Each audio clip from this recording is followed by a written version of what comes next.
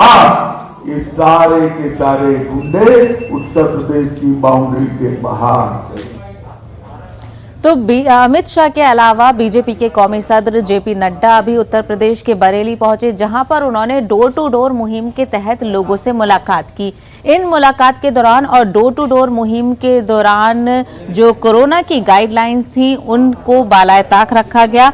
आपको बता दें कि काफी भीड़ उनके हमरा देखी गई।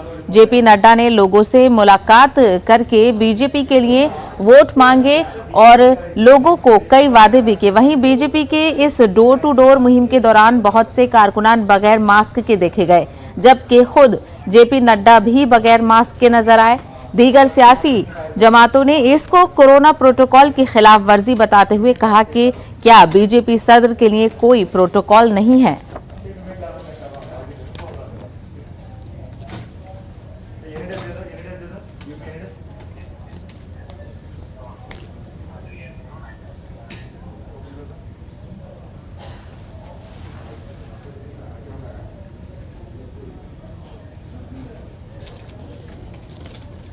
वहीं उत्तर प्रदेश के नायब वजीर आला केशव प्रसाद मौर्य ने अपने एक बयान में कहा कि जेपी नड्डा के डोर टू डोर कैंपेन के दौरान कोरोना के